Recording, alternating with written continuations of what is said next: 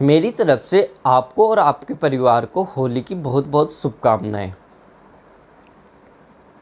आशा करता हूँ इस बार की होली आपके और आपके परिवार में खुशियाँ लेके आए। विद इन IBPS PO और IBPS क्लर्क में आपका सिलेक्शन हो, जिसके साथ आप इस त्यौहार की खुशियों को दुगुना कर पाएँ। अब देखिए, बात करते हैं IBPS क्लर्क की एक्सपेक्टेड कट ऑफ के ऊपर। तो ये डिपेंड करती है कुछ चीज़ों के ऊपर। मेनली हम कहें तो नंबर्स ऑफ वैकेंसी वहाँ स्टेट वाइज कितनी है इस पे। दूसरी है कि पेपर का डिफ़िकल्टी ऑफ लेवल कैसा था, कि मतलब पेपर कैसा था, कठिन था, मॉडरेट था, एवरेज था, या मॉडरेट टू डिफ़िकल्ट था, या मॉडरेट टू कैलकुलस था। तो ये डिपेंड करता है कि वहाँ का जो पेपर था IBPS क्लर्क का वो कैसा था। तीसरा ये था कि एवरेज अटेम्प्ट से आपके गुड अटेम्प्ट कितने अधिक थे विथ एक्यूरेसी। अगर हम बात करें कि एक्यूरेसी कितनी अच्छी थी आपकी, उस पर डिपेंड करेगी। ठीक है, ये कुछ चीज़ें मेजर डिपेंड करेगी आपकी कट ऑफ पे डिफाइन करने के लिए। अगर हम बात करें स्टेट वाइज वैकेंसी की, तो किसी स्टेट में वैकेंसी इंक्रीज हुई है, किसी में डिक्रीज हुई है।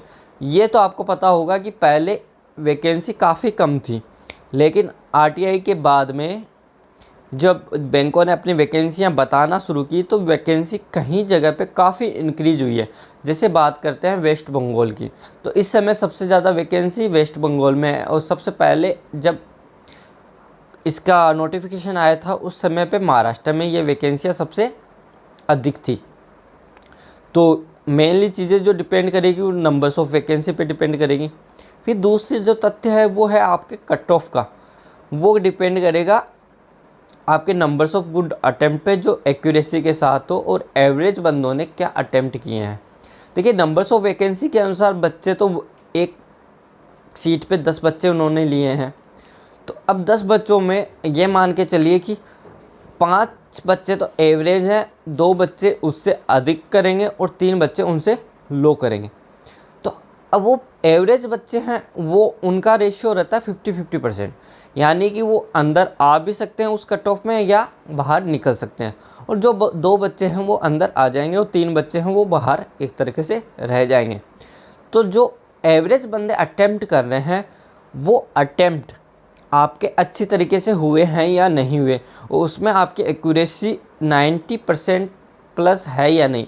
जैसे फॉर एग्ज़ाम्पल हम बात करें कि 120-130 अगर आप क्वेश्चन अटेम्प्ट कर रहे हो 95 प्लस एक्यूरेसी के साथ, तो आपका सिलेक्शन होना कोई भी नहीं रोक सकता।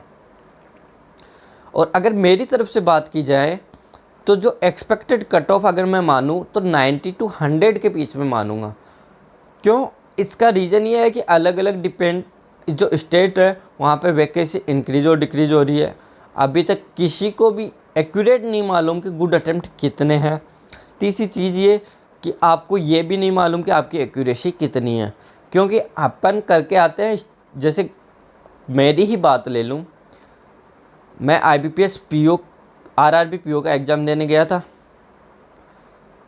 और RRB क्लर्क का एग्ज़ाम भी दिया है, मैं सेलेक्टेड हूँ। तो मैंने जैसे जो बैंकिंग थी GS, उसमें मैंने अटेम्प्ट किए थे लगभग 32 के लगभग, और मैं ये मान के चल रहा था कि जो एक्यूरेसी के साथ मैंने अटेम्प्ट किए हैं क्लर्क के अंदर, और मेरे नंबर आए 22 के लगभग। तो ये डिपेंड करता है कि देखो, एक्यूरेसी कहीं पे डिपेंड करती है। हम अपन मान के चलते हैं कि 100% एक्यूरेसी है, लेकिन वहाँ पे नहीं है।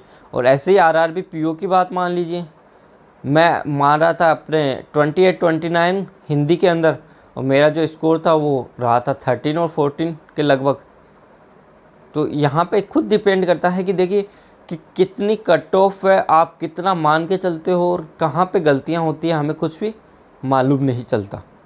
प्रीलिम्स में डिपेंड करता है, अलग चीज़ है प्रीलिम्स, जहाँ पे आपकी एक्यूरेसी के नंबर्स मिल जाते हैं, क्योंकि वहाँ पे मैथ और रीजनिंग ही है। यहाँ पे आपके GK प्लस इंग्लिश भी इन्वॉल्व हो जाती है, जहाँ पे हम केवल इंग्लिश मीडियम बच्चे ही इंग्लिश की एक्यूरेसी के बारे में बता सकते हैं। उसके अलावा कोई भी बच्चा है जो हिंदी मीडियम का है वो एक्यूरेसी के बारे में कहीं भी नहीं बता सकता।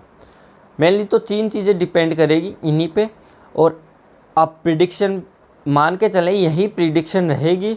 और अभी वेटिंग लिस्ट भी जारी हो सकती है, या तो आज शुरू जारी हो जाए या फिर 1 अप्रैल से पहले वेटिंग लिस्ट आ जाएगी और 1 अप्रैल को ये आपका फाइनल रिज़ल्ट आ जाएगा। तो फिर से मैं आशा करता हूँ आपके घर में IBPS क्लर्क में सेलेक्टेड होने के बाद और IBPS PO में सेलेक्टेड होने के बाद खुशियाँ आए और आप यूँ ही हमारे चैनल से जुड़े रहें। धन्यवाद।